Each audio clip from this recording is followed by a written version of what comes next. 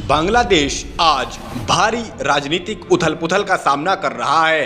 पिछले 15 वर्षों से देश की प्रधानमंत्री रही शेख हसीना को मात्र 45 मिनट के भीतर सत्ता और देश छोड़ने को मजबूर होना पड़ा और अब वे भारत में सदमे में हैं और राजनीतिक शरण के लिए किसी पश्चिमी देश से हरी झंडी मिलने का इंतजार कर रही हैं।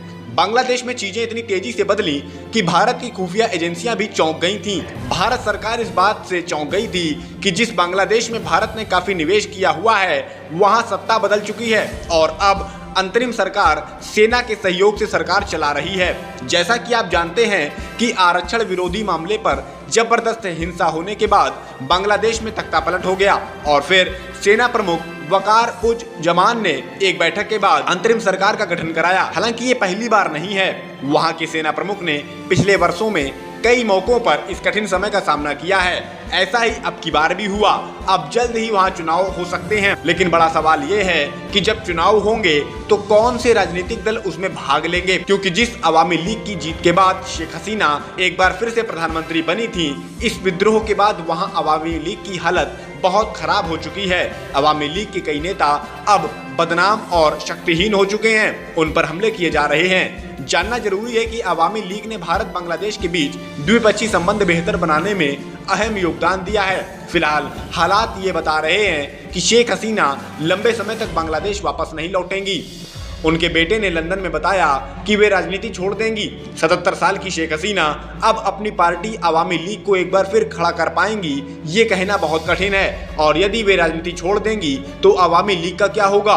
वैसे आपको बता दें कि बांग्लादेश कई चीजों को लेकर भारत पर निर्भर है। भारत बांग्लादेश में बड़ी मात्रा में बिजली, ईंधन के अलावा खाने पीने की चीजों का निर्यात करता है। हालांकि आज बांग्लादेश की सरकार में बीएनपी और जमात जैसी पार्टियां मुख्य भूमिका में हैं। जमात वही पार्टी है जिसे बांग्लादेश का संविधान पसंद नहीं है, इसीलिए वह पिछला चुनाव तक नहीं लड़ पाई थी, क्योंकि उसे देश के संविधान के सिद्धांतों के भीतर काम करने के लिए सहमति नहीं थी। जमात का अपना पार्टी संविधान है जिसे वह सबसे बड़ा मानता है। अब देखना यह है कि क्या अगले चुनाव से पहले बांग्लादेश के संविधान में संशोधन होगा, क्या जमात चुनाव लड़ेगी। एक बात और कि जिन छात्र समूहों ने बांग्लादेश की सरकार को बदल दिया है, वे सरकार में जनता की भूमिका चाहते हैं, सैन्य शासन नहीं।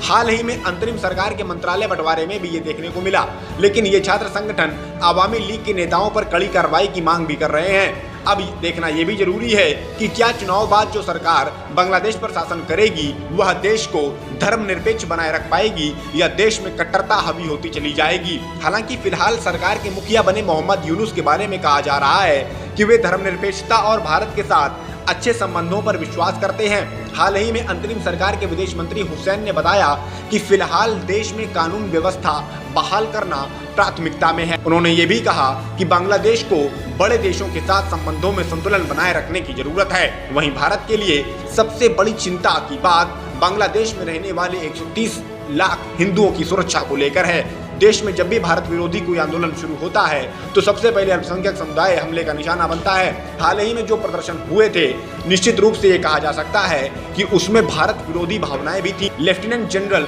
भंडारी ने कहा कि वर्तमान हालात भारत के लिए मुश्किलें पैदा कर सकते हैं, क्योंकि सबसे बड़ी मुश्किल बांग्लादेश में मौजूद भारत विरोधी ताकतों के मौजूद होने से होगी। वहाँ की सेना में भी एक वर्ग भारत को पसंद नहीं करता। ऐसे में पाकिस्तान को बांग्लादेश के जरिए भारत में आतंकी व तस्करी गतिविधियों को बढ़ावा देने का मौका मिलेगा। और अब जब अवामी लीग खराब दौर से गुजर रही है तो वहां के हिंदू और अल्पसंख्यक अपने आप को काफी असुरक्षित महसूस कर रहे हैं। भारत सरकार को वहां के हिंदुओं की सुरक्षा को लेकर काम करने होंगे, क्योंकि यदि वहां से हिंदुओं का पलायन शुरू हुआ तो इसका अंत नहीं होगा। हालांकि अंतरिम सरकार के मुखिया मोहम्मद यूनुस अर्थशास्त्री भी हैं। ऐसे में वे अपने देश की आर्थिक तरक्की में किसी तरह की बाधा नहीं चाहेंगे। एक सबसे गंभीर बात यह भी है कि बांग्लादेश में तेजी से बदले राजनीतिक हालात पर जिसकी सबसे पैनी नजर है वो देश है चीन। शेख हसीना के समय भी चीन बांग्लादेश में नजर बनाए हुए था, लेकिन हसीना ने अपने शासन में चीन के दखल पर कड़ी निगाह रखी। हाल ही में बांग्लादेश ने चीन के प्रस्ताव को ठुकराते हुए भारत के साथ मिलकर तीस्ता परियोजना पर सहमति जताई थी। चीन ने बांग्लादेश को काफी कर्जा भी दे रखा है। बांग्लादेश ने चीन से ही सबसे ज्यादा कर्ज ले रखा है और चीन की कर्ज देकर कब्जा करने की कुनीति जग जाहिर है। ऐसे में अगर चीन ने आगे चलकर बांग्लादेश की उथल पुथल का फायदा उठाकर किसी भी जमीन पर कब्जा करने की कोशिश की तो इससे भारत को भी नुकसान हो सकता है, क्योंकि कश्मीर के बाद चीन के लिए बांग्लादेश के जरिए भारत में घुसना आसान हो जाएगा।